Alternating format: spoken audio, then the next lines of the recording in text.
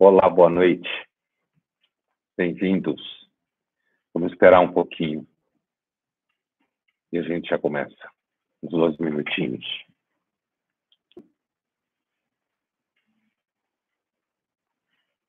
Esperando mais gente chegando para essa live sobre conservadorismo. Eu queria aproveitar e a presença, agradecer também às docas que estão aqui comigo, fazendo essa live acontecer. Dizer que é um prazer poder trocar algumas ideias. Eu vou falar uma meia hora, mais ou menos, e depois eu vou responder algumas perguntas que vocês vão mandar e elas vão selecionar. E conversar um pouco sobre o conservadorismo, né? Que é um termo, ele começou a circular nos últimos tempos cá entre nós, no Brasil, apesar de que é uma discussão que a gente pode dizer que data, grosso modo, do final do século XVIII, mas é uma discussão que requer um certo repertório, disciplina, estudo.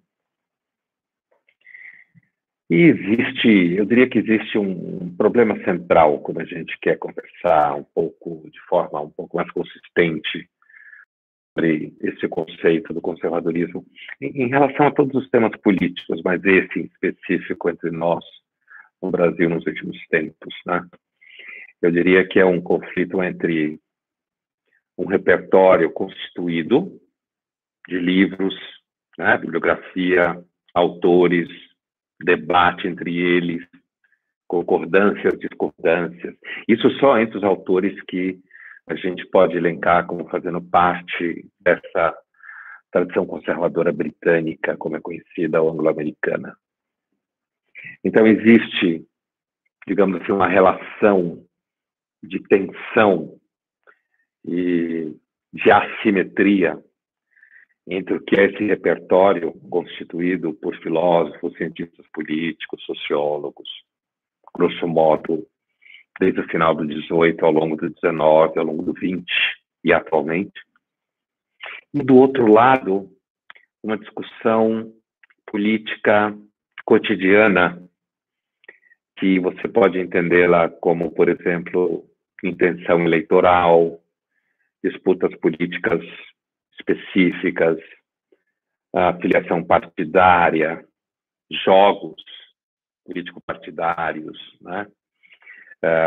Mesmo discussão em redes sociais, na internet, ou mesmo no âmbito jornalístico em geral, que pode ou não ser um pouco mais aprofundado, dependendo da intenção, da edição, do espaço.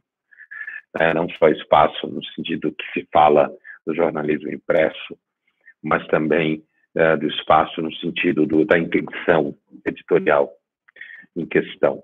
E esses dois universos, né, que a gente pode chamar um pouco o universo escola, o universo mais filosoficamente constituído, e esse universo cotidiano da política, tal como a gente entende, quando vê jornal na TV, ou quando acompanha um debate no YouTube, ou quando discute no Twitter, ou pessoas que são militantes, né? Esses dois universos, eles se comunicam, eles entram em conflito, eles têm assimetria, às vezes eles dialogam. Por exemplo, se você tem uma simpatia, entende que a tradição conservadora em filosofia política tem algo a dizer, é importante para a nossa época e tal, no momento de eleição especificamente, você tem que tomar decisões. Você vota aqui, vota ali, vai para cá, vai para lá, né? Olha a conexão. E a mesma coisa, se você se identificar com uma tradição liberal, no sentido que se fala nos Estados Unidos, ou mais à esquerda, né? Liberal, no sentido que se fala nos Estados Unidos, ou como algumas pessoas falam hoje em dia, campo progressista, né? Me parece mais uma expressão de marketing do que qualquer outra coisa. Você também vai ter que fazer escolhas na hora de votar, né? na hora de decidir para onde vai, a que você se filia, o que você defende ou o que você é contra, né? Principalmente no Brasil, que tem eleições de segundo turno, isso fica, inclusive, mais claro, né, esse tipo de decisão. Eu diria que tem sido mais fácil, e me atendo ao Brasil, eu diria que tem ficado mais fácil, tem sido mais fácil, dentro do chamado campo progressista, o diálogo entre o mundo scholar, filosófico, que constituiria o campo progressista, se você quiser dizer, citar, por exemplo, autores como Marx, ou como Foucault, ou como Bourdieu, né? Qualquer um de outros, Hobsbawm, sei lá, qualquer autor identificado, grosso modo, como esquerda, no âmbito escola, é mais fácil fazer a ponte de um lado para o outro. É mais fácil porque essa ponte tem sido feita, de certa forma, profissionalmente há muito tempo, pela academia, pela bibliografia existente, pelos professores em sala de aula, praticamente todos identificados com a tradição do chamado campo progressista. Você tem mais livros à disposição, mesmo você tem uma simpatia explícita nas redações de mídia, certo? Que, na realidade, traz consigo a própria formação feita na universidade e tal.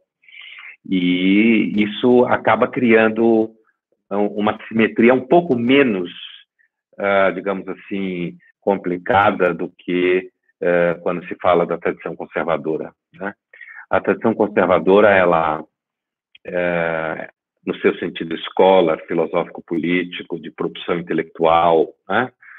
De visão de mundo, de debate, ela tem sido muito menos servida nas universidades ao longo das últimas décadas, né? E ela tem menos exemplos, ela até poucos anos atrás não tinha bibliografia em português praticamente. Algumas editoras têm feito um grande trabalho nesse sentido, né, de oferecer mais títulos e com isso enriquecer o repertório para quem quer entender o que seria conservadorismo na fonte de alguns autores importantes e não do debate empobrecido, do blá blá blá das redes sociais e do Twitter, né?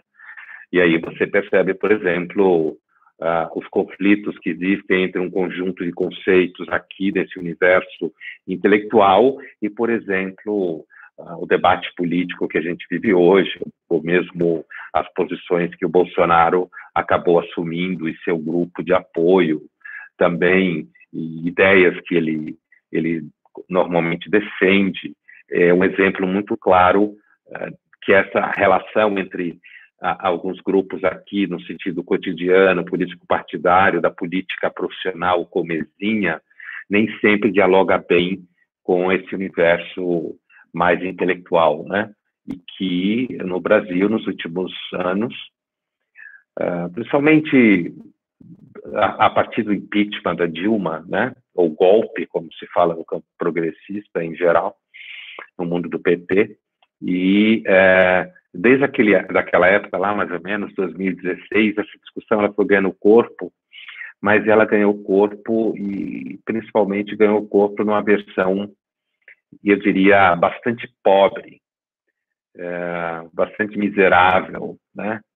Submetida a uma situação político-partidária bastante complicada e, infelizmente, com não muita opção em termos de vocabulário, de repertório, né?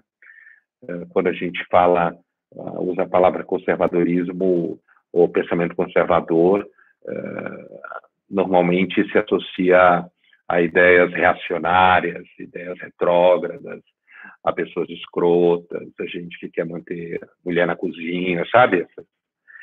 Essas discussões ou contra liberdades individuais, contra casamento gay, né? Estou dando exemplos de clichês, mas que são marcadores importantes, né? E, então, nesse sentido, aliás, hoje até uma data importante nesse debate do universo gay, né? Stonewall, 28 de junho.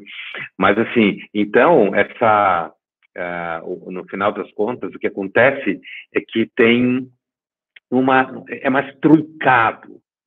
Se você é uma pessoa que sente um certo distanciamento do universo mais à esquerda, ou de um universo mais dito progressista, e das opções que tem por aí, da história política recente, e você busca, então, opções político-partidárias, é sempre difícil.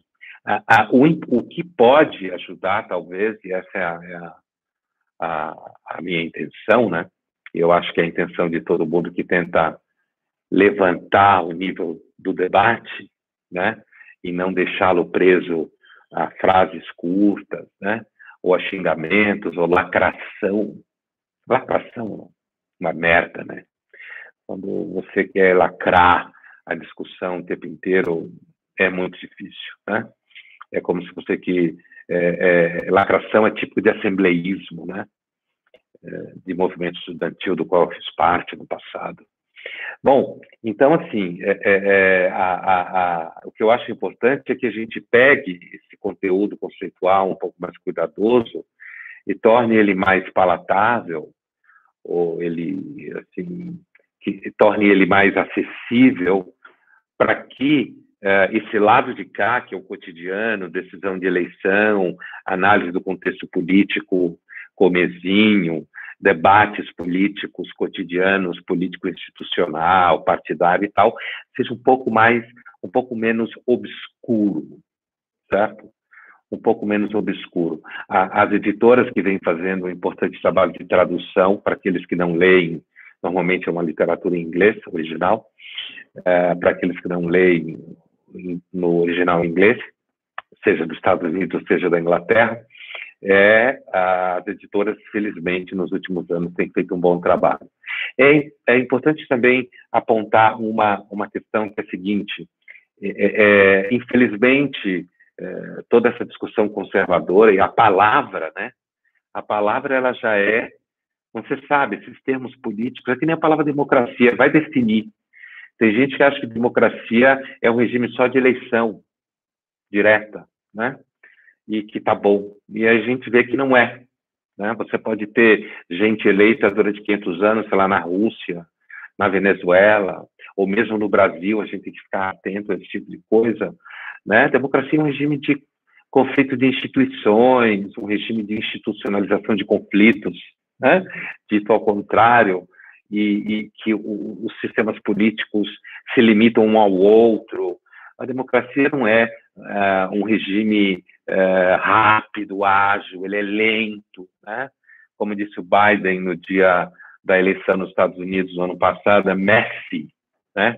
Confuso, e tem muitas narrativas, como está na moda dizer, né? Muitas narrativas, e às vezes você fica diante disso se achando perdido. É normal, né? Um dos conceitos mais recentes em ciência política empírica é o conceito de cognição política. Esse conceito de cognição política é um conceito que fala que ninguém na face da Terra, se eu fosse pensar como Descartes, que eu iria dizer que talvez Deus, quando eu falo Descartes, do intelecto divino, ninguém na face da Terra tem um intelecto capaz de assimilar todos os fenômenos, todos os eventos que constituem o campo político real do cotidiano, entende? Quer dizer, ninguém consegue assimilar tudo o que acontece na política. Então, a ciência política contemporânea, empírica, cunhou esse conceito de cognição política. Eu tenho aqui como referência bibliográfica imediata Bartels e Achen no seu Democracy for Realists, 2016, até onde eu sei sem tradução em português ainda, e eles tratam desse conceito de forma atenta, apesar que não são os únicos, é claro. Esse conceito quer dizer que a gente não tem capacidade racional e cognitiva de lidar com todos os elementos políticos em jogo. Por isso a gente não pode confiar só no racionalismo, né? Como fala o Michael Oakeshott, que é um filósofo conservative britânico do século XX, fundamental, né? E pouco traduzido ainda no Brasil, mas em andamento, extremamente sofisticado, um cético, né? E então essa coisa de que o racionalismo na política, aliás, é o nome de um dos ensaios dele, talvez o mais famoso, que usar a geometria, usar deduções racionalistas, ou acreditar em engenharias políticas, ou achar que a gente consegue montar regimes políticos exatamente a partir de uma certa teoria, ou como se fala muito na tradição britânica, closet theories, teorias de gabinete, né?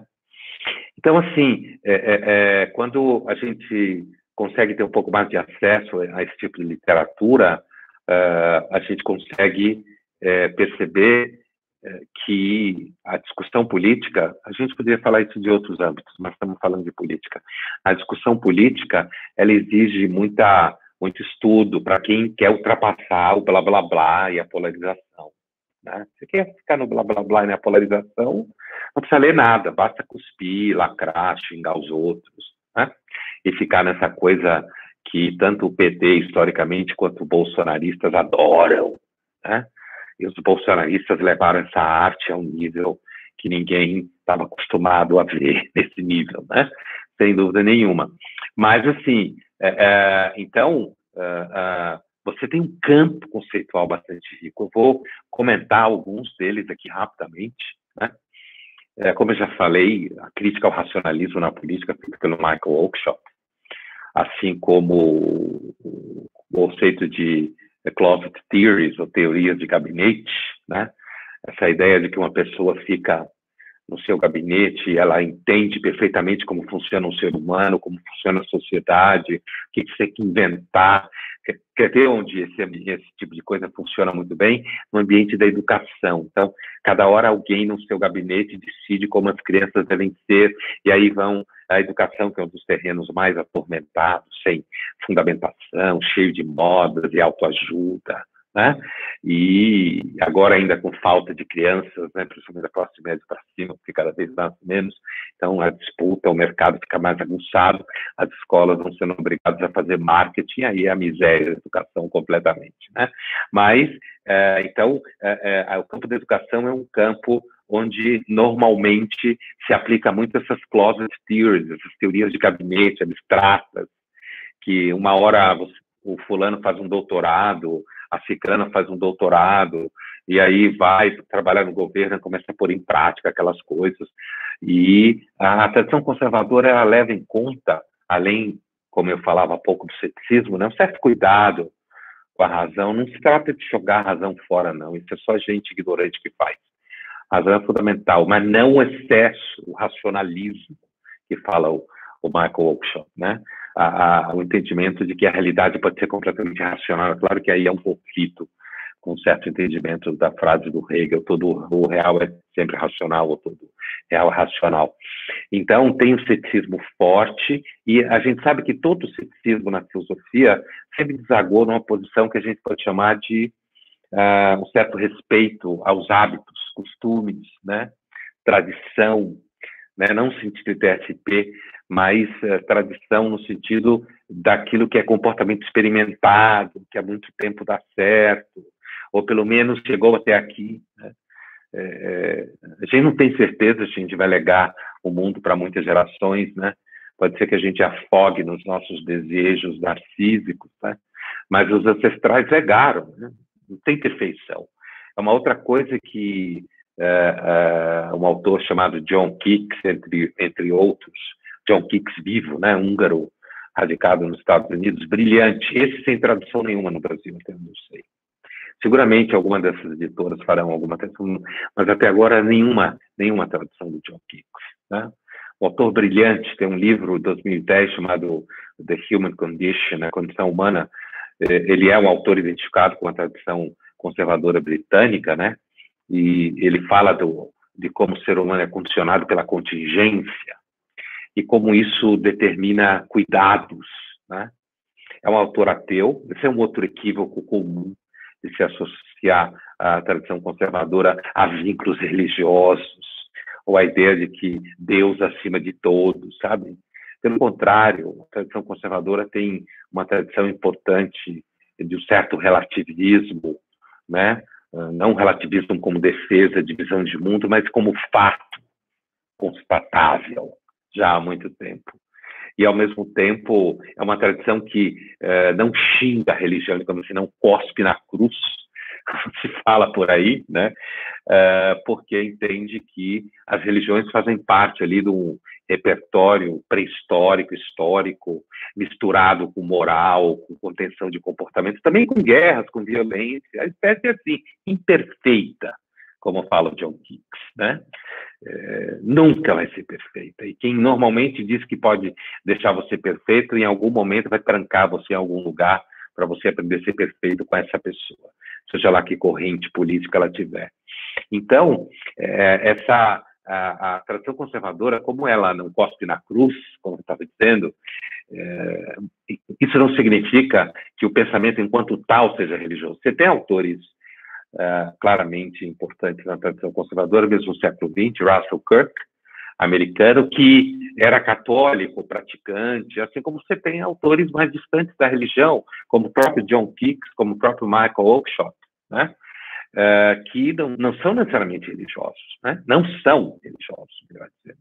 E John Keats, claramente ateu, né? Absolutamente ateu, mas que entende que as religiões elas têm ali um papel ao longo da história, então, portanto, você não tem um vínculo de fé nem de crença, mas você tem um vínculo de entendimento que as religiões fazem parte de um certo hábito histórico.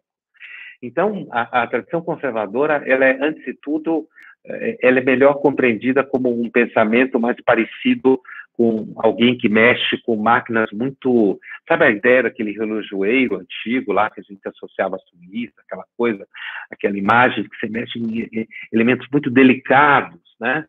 Então, os vínculos conceituais do mundo, a forma como o mundo funciona, mesmo como fala Russell Kirk, quer dizer, há um caráter heterogêneo, misterioso na humanidade, que para o Kirk toca o transcendente.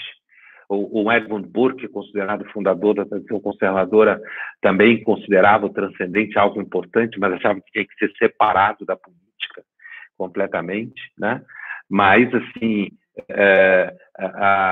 essa ideia de que a religião é algo a ser respeitado, muitas vezes faz com que pessoas entendam que a tradição conservadora britânica é uma tradição que entende que o mundo deve ser, sei lá, teocratizado. Isso é coisa de gente ignorante. Apesar de que tem, sim, autores religiosos nessa tradição, como existe em todas, né? A religião está em toda parte. Uma outra coisa que eu também acho bem significativo nessa tradição é um livro específico do americano vivo, Thomas Sowell, né? É um livro traduzido, esse em português, chamado Conflito de Visões, em que ele discute duas concepções de natureza humana, que é um tema... Natureza humana é um tema, a gente sabe, né, um verdadeiro vespeiro na filosofia.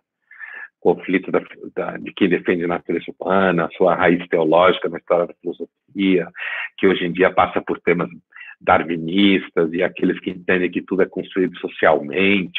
É muita coisa, né? É muita coisa. Mas o Thomas Sowell, ele, do meu ponto de vista, ele consegue fazer uma síntese bastante interessante e, ao mesmo tempo, didático desse problema, né?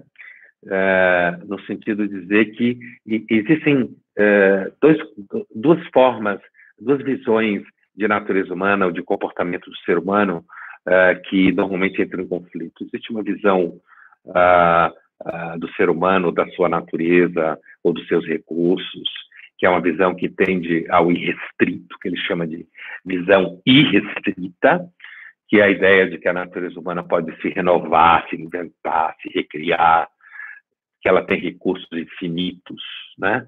Como normalmente se fala nesse sentido, e que está no debate do Thomas Sowell, fica claro que está mais alocada ali no campo que se chama, grosso modo, de progressista, né? E uma visão de natureza humana restrita, como fala o Sowell, que é uma compreensão de natureza humana em que existe ali limites dados pela própria condição, como a contingência, que fala aqui, né? E a contingência é um limite, uma restrição de fora e de dentro. A vida afetiva tem elementos contingentes, a herança genética traz elementos contingentes, porque foi justamente seu pai e sua mãe que transaram naquele dia, com aquele espermatozoide, aquele óvulo, se não fosse aquele, não era você, né? É claro que você pode achar que Deus está ocupado em fazer com que milhões de homens e mulheres transem há 400 mil anos para chegar em você. É claro que você pode achar que existe uma divindade que faz isso, mas se você retira ela do universo referencial, sobra a contingência, né? Fosse outro dia que eles transassem, você não estava aqui. Multiplica isso em relação a avós, bisavós, e vai lá para trás e você vê o quanto de contingência que tem, né? E isso determinou grande parte do que você tem como recursos, né? Esses recursos também podem ser compreendidos como recursos dados no âmbito social. E nesse âmbito eles podem ser melhorados, piorados. Você pode ter uma gestão péssima deles, sem dúvida nenhuma, né? Mas existe ali traumas psicológicos, históricos, que também se transformam em certos condicionamentos, né? E existe a própria saúde física, né? Que também determina certas restrições, limites cognitivos, como eu falava em relação à política, um pouco antes, quando eu me referia à cognição política, né? Então, você tem aí muitos elementos que acabam, do ponto de vista do Sowell, constituindo dois universos referenciais distintos. Aqueles que entendem que a natureza urbana é renovável, usar uma expressão típica desse debate, que é o termo perfectibilidade, né? De que a natureza urbana é perfectível continuamente. Enquanto que a visão restrita, ela tende a ser mais humilde, ela tende a entender que os recursos humanos são limitados, né? E nesse sentido, a gente deve ser mais cuidadoso, a gente deve levar em conta comportamentos experimentados, hábitos e costumes. E aí você vê que tem um conjunto de elementos que transitam por. E aqui eu citei alguns títulos, né? Alguns autores, alguns conceitos que é um campo restrito, aliás, você estava falando em natureza humana restrita, de um universo muito maior, mas que são conceitos que, se você vai lá, as fontes, né, ajuda, por exemplo, a você analisar o universo político cotidiano, os problemas das filiações político-partidárias e tudo mais, né? E eu estou hoje conversando com vocês porque eu estou lançando amanhã, junto com a DOCA, o curso sobre pensamento conservador, né? Essa live é um pré-lançamento do curso, né? E esse curso, que é o pensamento conservador, para além do blá, blá, blá, e da polarização e tal, ele transita por esses autores que eu acabei de citar, alguns desses conceitos, outros tantos. São 8 módulos, né? E nós discutimos 6 autores, todos esses que eu citei há pouco aqui, e é claro que ficaram autores de fora. A Gea Berlin, eu discuto ele em um dos módulos pontualmente, num diálogo ali com outros autores, mas tem autores que ficam de fora, a gente não consegue dar conta de todos, né? Mas, então, hoje é a pré-venda, e aí tem descontos, né? Vocês podem se informar, né, no site, como fazer essa compra, e quem está aqui na live vai ter desconto, as meninas vão dar desconto, é só olhar aí para baixo e vocês encontram essas informações. Agora vamos ver algumas perguntas, né? Temos uma meia horinha aí para responder algumas perguntas.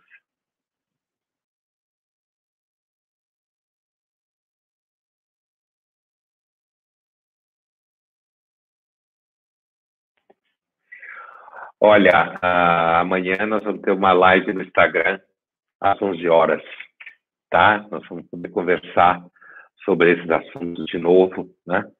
E a gente está sempre dependendo de como a conexão fica, né? Mas amanhã às 11 no Instagram a gente vai poder conversar de novo. Deixa eu ver algumas perguntas aqui. O ser humano é uma invenção que deu errado?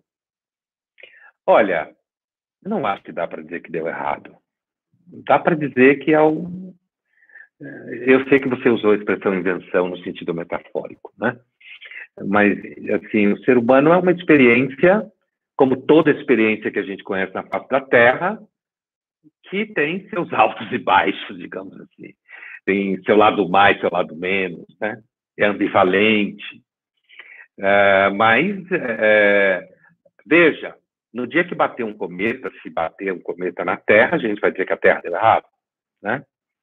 O Sol um dia vai apagar, e aí o sistema solar inteiro vai para o saco. Nossa, deu errado? Durou muito tempo. O ser humano tem problemas, né? A gente é ambivalente, a gente... nós temos digamos assim, uma natureza que ela implica justamente em vários elementos que necessariamente não dão todo orgânico. Mas, ao mesmo tempo, nós somos capazes de misericórdia, nós somos capazes de generosidade em algumas situações, mas nós somos frágeis, né, desamparados, como diz o Freud, Futuro de uma Ilusão, né, o texto dele sobre religião, somos desamparados. Então, esse desamparo, muitas vezes, nos lança a situações bastante limites e violentas. Tem alguns que são piores que outros, né? Alguns são mais agressivos. Então, não acho que dá para dizer que deu errado. Deu errado se você é um tópico, né? Se você é um tópico, mas uma característica interessante na tradição conservadora britânica é que ela não é exatamente pessimista, né? Como se pensa por aí. Se você tem expectativas utópicas de perfectibilidade, então você pode achar que, de repente, deu errado, né? Diante desses dois cenários filosófico e político que você citou, é possível pensar o conservadorismo junto com o liberalismo, como alguns simpatizantes do qual o governo propõe? Olha, primeiro acho que é importante esclarecer que o atual governo, eu acho ele mais de teor reacionário, um tanto ignorante, do que exatamente dentro da tradição conservadora, quando você olha o desenrolar da carruagem, digamos assim, que é muito importante para você poder avaliar qualquer coisa, né? Agora, o caso específico, eu entendo que você fala no sentido do atual governo, que defende uma agenda liberal, identificada, grosso modo, com Paulo Guedes, e uma agenda conservadora, identificada com a base eleitoral do Bolsonaro. Aí eu acho que a base eleitoral do Bolsonaro ela é mais reacionária e ignorante do que propriamente conservadora, nos termos que a gente vai ver no curso e que qualquer pessoa pode ver, se for as fontes e ver autores e tal. E o liberalismo, a postura liberal também do governo Bolsonaro, também acho que é fake, né? É fake, foi se demonstrando claramente como fake ao longo do andar da carruagem, né? No sentido que o Bolsonaro provavelmente não tem nem noção. Essa discussão de porte de armas, sabe? Essa discussão de porte de armas é uma discussão importada dos Estados Unidos, assim, que nem você importa a Coca-Cola, que você importa a política identitária, né? Os Estados Unidos hoje colonizou tudo, não só o mundo com a Coca-Cola. Quando não era só Coca-Cola, estava melhor, né? Mas, assim, então, agora, se a gente for pensar, a pergunta é bem interessante, então eu não acho nem que o Bolsonaro seja liberal, nem acho que ele seja conservador, né? Assim, acho que tem ali uma conjunção política específica que navegou ali no problema do PT, no momento do PT e das poucas opções que havia, mas, assim, se é possível ser conservador e liberal, né, você pode entender, por exemplo, que o conservador aceita o livre mercado por entender que o comércio é uma atividade ancestral humana. Então, aí tem um diálogo, né? Mas você vai ver, por exemplo, em autores como Oakeshott mesmo, um conflito, né? Entender que o conceito de mercado ele pode se transformar numa espécie de metafísica. Achar que o mercado resolve tudo não bate bem com os autores conservadores como compreensão de mundo, entendeu? Essa ideia de que o mercado resolve tudo, o mercado financeiro entrega na mão do dólar, deixa o mercado resolver tudo, mas, ao mesmo tempo, você tem aí uma conjunção que, se você pensar em Adam Smith, por exemplo, né, considerado uma espécie de pai do capitalismo, sei lá, que existe uma conjunção e entendimento de que a atividade comercial é ancestral. E, portanto, é importante deixar que os seres humanos façam trocas, né? E que isso faz a economia crescer. É melhor do que o socialismo que foi experimentado, a sociedade administrada, como se falava em relação ao mundo soviético, né? A cortina de ferro, administrada, planificada, planejada. A economia parece se movimentar melhor quando você solta as pessoas, mas ao mesmo tempo isso carrega um monte de violências, um monte de problemas, né? Então você tem que aplicar o ceticismo também em relação a essa crença no mercado, como você aplica em relação a engenharias sociais. Agora, o Friedrich Hayek, que é o autor super importante da escola austríaca liberal, ele fazia uma crítica aos conservadores, que é uma crítica interessante, que é de que os conservadores entendiam que a razão só funcionava para trás e não para frente, no sentido de que não era possível se ser criativo politicamente e, ao mesmo tempo, racional e razoável, né? E que isso acabava dando aos conservadores um certo risco de inércia. Então, há possibilidade, mas não é o papo que o Bolsonaro e companhia têm feito. O Bolsonaro é um reacionário oportunista que chegou ao poder por uma situação específica e que, no máximo, você pode vinculá-lo a uma certa tradição de defensores da ditadura, sabe? E, ao mesmo tempo, aí todo o universo perigoso da política que a gente tem visto, de corrupção e tudo mais. Pondé, um pensamento conservador sempre está vinculado a uma questão religiosa? Não, não está. Né? Como eu dizia há pouco, se você tomar o pensamento conservador como uma certa tradição de autores, né, que eu citei alguns aqui, eu trabalho no curso, e você pode encontrar em muitos autores, livros e tal, e colegas, assim, não. O que é típico da tradição conservadora é o entendimento da religião como parte do repertório ancestral humano e que, portanto, tem tido um papel importante na sustentação da espécie. Entende? Mas isso não significa fé em Deus ou adesão à instituição religiosa.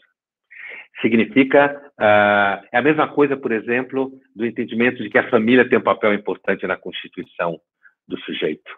Entende? As religiões são muito presentes na história da humanidade. Então, elas têm um papel ali que vão desde guerras, ao mesmo tempo, caridades, das mais gerais, sistemas códigos, né? Isso significa que a humanidade pode dizer sem religião? Talvez possa, mas nunca viveu plenamente. Então, o pensamento conservador ele não é necessariamente religioso, sempre religioso, de forma nenhuma. Dos autores que eu citei aqui, claramente, Mark Oakeshott, John Keats não são, né? E John Keats claramente ateu. Agora, isso não significa, como eu dizia, que cuspa na cruz, que acha que é tudo uma idiotice no âmbito religioso. Mas você também facilmente faz críticas à religião no ponto de vista da tradição conservadora. É claro que existe todo tipo de abuso, o ser humano é desamparado, então ele acaba acreditando em um monte de deuses, né? Como eu dizia antes, mas não precisa ser religioso na tradição conservadora. Pondé, que livros você indica para a grande massa que não tem tempo para se aprofundar sobre o conservadorismo no sentido de modelo político de Estado, mas precisa aprender o básico? Então, eu indico um livro do meu colega da Folha e amigo, professor na Católica de Lisboa, João Pereira Coutinho, Conservadorismos. Né? Eu indico esse livro, justamente dentro desse... porque é claro que os autores originais, eles... Uma coisa que caracteriza os textos conservadores da tradição britânica é que eles são ricos de referências, é uma escrita sofisticada, então é texto de filosofia política, né? Autor de filosofia política é sempre sofisticado. Esse livro do João Pereira Coutinho, ele é um livro didático, claro, rico, e ao mesmo tempo tem essa característica de ser introdutório, né? Bastante interessante.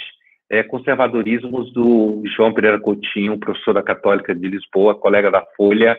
Agora, dentro desses autores que a gente vai discutir, o Conflito de Visões do Thomas Sowell, eu diria que é o mais acessível em termos de linguagem, mas para quem quer começar, é isso aí, João Pereira Coutinho. Pondé, qual é o nome mais importante no conservadorismo hoje no âmbito internacional? Algum filósofo ou autor ainda vivo? Então, recentemente perdemos o Roger Scruton, né, o britânico, que teve inclusive aqui no Brasil, pouco tempo antes dele vir adoecer com câncer importante, né, infelizmente. Mas os autores vivos, eu citaria dois autores, né?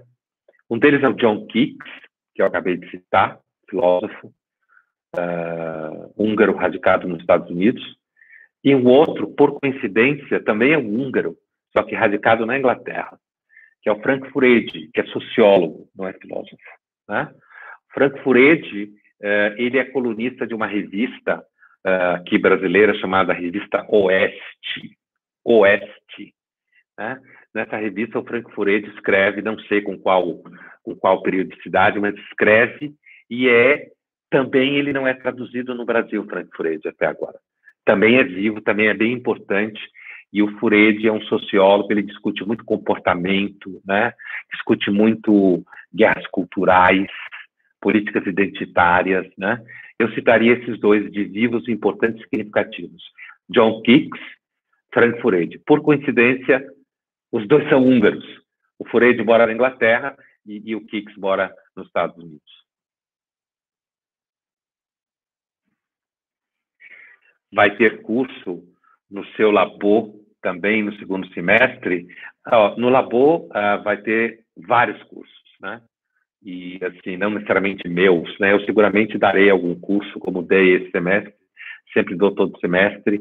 E também a gente está esperando para ver como é que vai ser o segundo semestre em termos de orientação da PUC, né? Se vai voltar, se não vai, essas coisas que todo mundo sabe. Mas se não, vai ser plenamente online. Cursos terão de vários pesquisadores, como vocês sabem, aqueles que seguem um Labo, vários coordenadores, né, darão cursos dentro lá dos campos de pesquisa. E tem um núcleo de filosofia política coordenado pelo José Luiz Bueno, que estuda a tradição britânica conservadora, né, José Luiz Bueno, a gente chama ele de José Luiz Bueno, e tem também um grupo com o Fernando Amédio, que estuda comportamento político, portanto, ciência política empírica, né? Que são dois grupos específicos. Tem um grupo da Adriana Novaes, que estuda a Hannah Arendt, né? E tem vários outros grupos que não têm a ver com política, especificamente estou citando aqui de cabeça, e terão cursos. Eu seguramente darei pelo menos um, mas ainda não decidi o tema, não necessariamente será um curso sobre conservadorismo, ainda não decidimos o tema, porque nós vamos fazer isso ao longo de julho.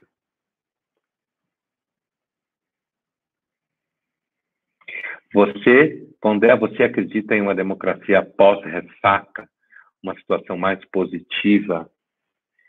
Olha, acho que sim, né? A democracia passou por um aperto na primeira metade do século XX, né? Ela foi se constituindo ao longo do século XIX, não foi constituída porque alguém um dia acordou e falou, vamos criar uma democracia, né? Assim, os americanos se separaram da Inglaterra por problemas. O Burke, inclusive, foi a favor da independência americana, dos revolucionários americanos, e não dos franceses. Isso confundiu os franceses, tomaram na cara considerações sobre a Revolução na França, né? Porque acharam que o Burke, pediram para o Burke escrever um texto achando que o Burke ia defender os jacobinos e tal. E os americanos lá queriam representantes, não queriam pagar impostos, né? Lembra? No taxation without representation, né? E acabaram rompendo com a Inglaterra em nome do que eles consideravam os valores originais ingleses, que era a representação no governo, né?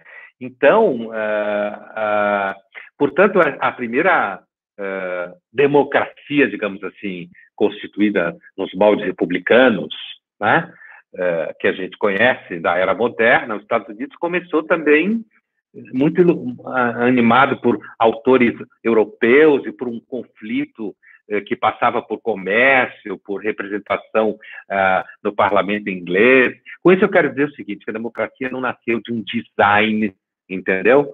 A história da construção da democracia moderna, na Inglaterra, nos Estados Unidos, na França, seguem histórias distintas, né? Portanto, depois do aperto que as democracias passaram na primeira metade do século XX, sobreviveram bem na segunda metade do século XX, né? Agora a gente tem aí disrupções por conta das redes sociais e dos populismos e desses conflitos identitários radicalizados.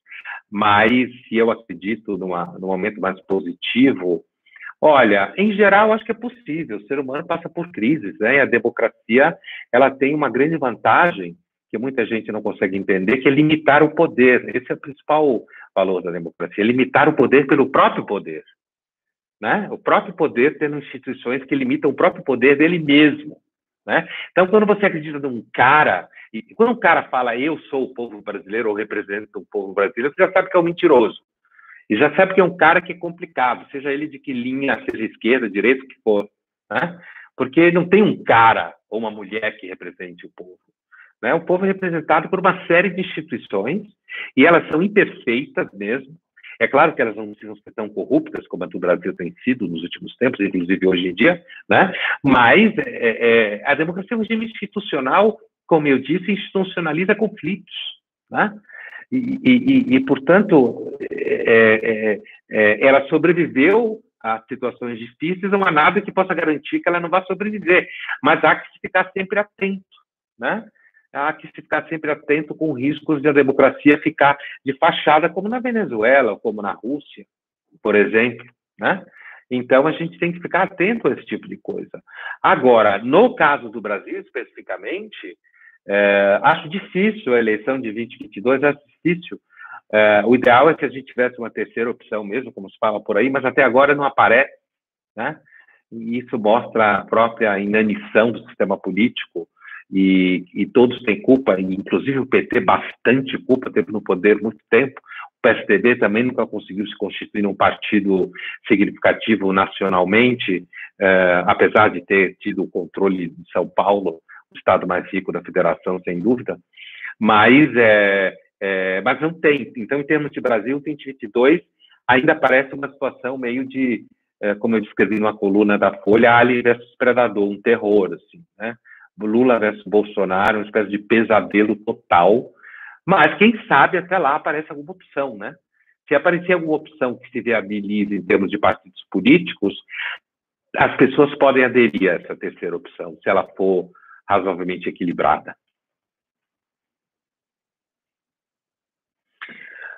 Pondé, qual a diferença do conservadorismo inglês para os outros conservadorismos ao redor do mundo? Na realidade, a tradição conservadora britânica é a grande tradição conservadora, em termos filosóficos, tá? A tradição conservadora francesa, que também nasceu ali por conta da Revolução Francesa, representada por autores como Jacques de Maistre, um grande escritor, filósofo longe de não ser um filósofo extremamente interessante, né? Mas claramente reacionário, uma característica assim de, apesar de ser um reacionário sofisticado, né? Que não usava palavrões, não xingava todo mundo, mas assim um reacionário sofisticado, mas é aquela característica de ser uma posição que prega um certo retorno, bastante vinculado por uma política submetida à religião, no caso da França, especificamente católico, né? Bastante católico.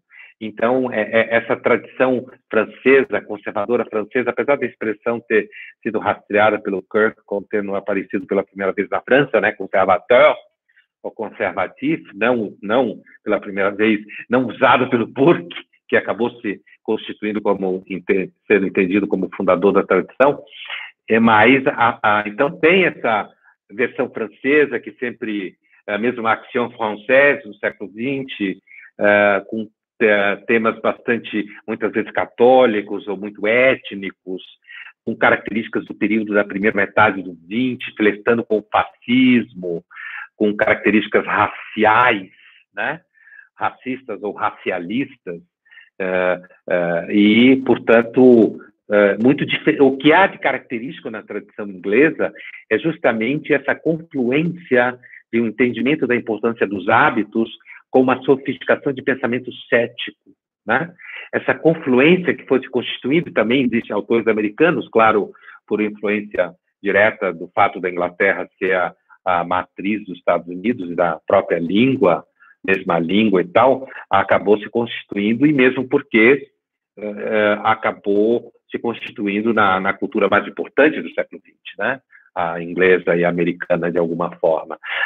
O pensamento conservador, se a gente for pensar em pensamento conservador alemão, o pensamento conservador, usando a expressão pensamento conservador alemão, é também bastante complicado. Historicamente, o problema da tradição, que você pode chamar conservadora sem grande sofisticação, da Europa continental, é que ela foi bastante danificada pelo fascismo, né? Bastante. E na Inglaterra, muito menos. A reflexão começou antes, né? Provavelmente pela história da Carta Magna, da Constituição de Mediações, o rei ter um regime constitucional, apesar de monarquia constitucional, apesar de ter uma Constituição escrita, mas no sentido que o rei tem parâmetros, tem limites já colocados pela Carta Magna lá atrás, da Idade Média. Então, isso provavelmente foi importante na história da Constituição da Inglaterra, né? Política. Então, tem essas... Aqui no Brasil também você pode pensar em reacionários de todos os tipos, identificados seja com integralismo, seja com correntes católicas, reacionárias e tal, mas eu arriscaria dizer que para quem está interessado em pensar a tradição conservadora e pensar as opções que a filosofia conservadora oferece, seria melhor, nesse mundo louco que a gente vive, se concentrar na tradição britânica e anglo-americana dos Estados Unidos também. O Brasil já teve um governo 100% liberal? Olha, liberal no sentido de comportamento e costumes, não. O governo PT se aproximou mais de uma posição liberal em termos de comportamento e costumes, né? Justamente por comportamento e costumes ter sido muito abraçado pelos partidos mais à esquerda. Do ponto de vista liberal econômico, o começo da ditadura, figuras como Roberto Campos, como alguns chamavam de Pop Fields, né, ironicamente, foram figuras bastante vinculadas ao pensamento liberal, né, econômico, da competição, do livre mercado. Mas tem agora o Paulo Guedes, uma situação completamente esdrúxula, mas a ideia de uma diminuição do Estado e de uma abertura para o mercado maior, não, o Brasil nunca teve plenamente, assim. Alguns especialistas do período do Segundo Império, como se fala do Pedro II, entendem que o período do Dom Pedro II foi o governo mais liberal que o Brasil teve, né? Em todos os sentidos, né? Inclusive conservador também nos cuidados que a tradição britânica traz ao pensamento conservador, e também liberal no sentido econômico, né? Especialistas no Dom Pedro II, o governo, falam isso, que não é o meu caso, mas falam isso, né? Talvez eles tenham alguma razão. Mas de lá para cá, a República já foi uma espécie de golpe, né, dentro da monarquia na época, e isso não significa agora que restaurar a monarquia no Brasil fosse uma grande coisa, né? Não significa isso, e não, de forma nenhuma, né? Mas o Brasil não tem, mesmo a ditadura não foi um regime liberal do ponto de vista econômico, foi bastante desenvolvimentista e estatista, bastante, né?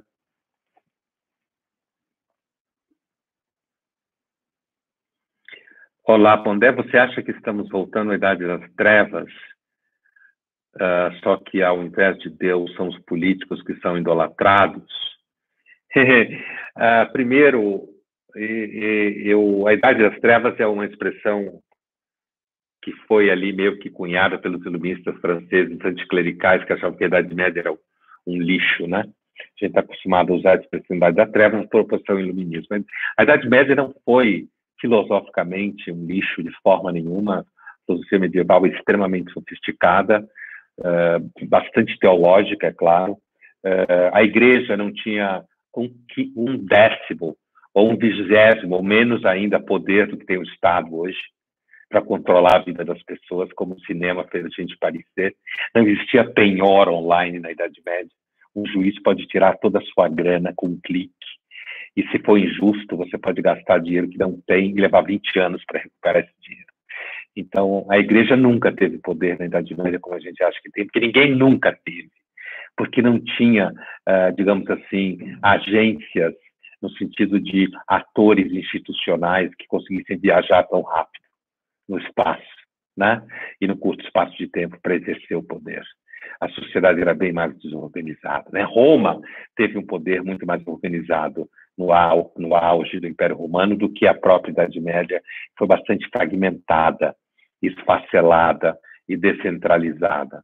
Agora, se a gente pensar na ideia da imagem de Deus, da Igreja, como universo organizador da cultura medieval, né? Que, de fato, as universidades surgiram no âmbito teológico, no âmbito da Igreja, da interação entre os reis nascentes e a Igreja Católica, que, de certa forma, herdou o espólio do Império Romano. Então, ali teve uma organização, a cultura, digamos assim, foi bastante organizada no âmbito teológico e católico, né? Que era, digamos assim, no Ocidente europeu, digamos, a denominação mais importante, né? Institucionalmente, inclusive. E a gente der uma analogia hoje, dá para dizer que hoje a cultura é bastante mais política, né? Assim, se você usou idolatrado no sentido de esperar a salvação da política, hoje você tem razão, né? Aquele lugar, inclusive se fala isso em filosofia política, né? A política tomou o lugar da graça, né? Se havia um entendimento da restauração do mundo pela graça dentro da teologia cristã medieval e mesmo posterior, a política tomou esse lugar, sem dúvida. Ali, a partir da Revolução Francesa, foi se constituindo essa ideia que talvez você tenha se referido como idolatrar os políticos, já que você idolatra a política, então os políticos viram uma espécie de clero a partir de quem você espera a salvação de tudo. Pondé, por que no Brasil o termo conservador virou algo tão pejorativo como se conservadores fossem regressistas? Olha, primeiro porque não tem primeiro porque tem a ditadura aí, né? Ontem, né?